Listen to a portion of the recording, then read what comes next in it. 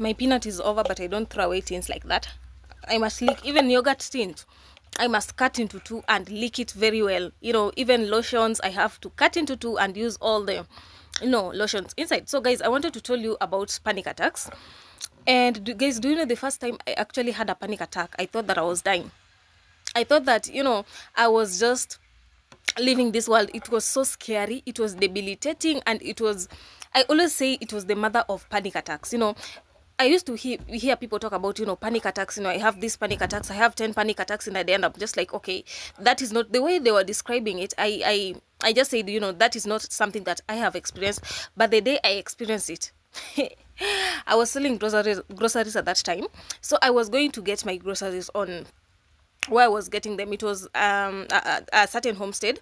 So when I was just about to reach at that homestead, I got this feeling like, I'm leaving this world. I'm leaving. Like, it was so scary, it was so debilitating, and I just actually kneeled down to just feel the experience, because of already I had researched about panic attacks. Paul David talks about panic attacks, Claire Weeks talks about panic attacks. So it was not something new to me. I knew how I was dealing. I knew how to deal with panic attacks. So I just knelt down and until it passed. And most anxiety sufferers tend to fight panic attacks. They tend to suppress them, they fight them, they don't want to feel the panic attacks. And let me tell you something, panic attacks are like waves. They just want to be felt. The moment you're suppressing them, the moment you're fighting them, they go back inside, and that anxious energy still remains inside. Where will it go? It will eventually just stay inside. Panic attacks are just adrenaline surges. You're having so much excess adrenaline and excess cortisol due to the stress. Your body is overwhelmed with stress. So the stress, because you have abandoned all your coping crutches. Maybe you are Googling, now you are no longer Googling. Maybe you are checking, now you are no longer checking.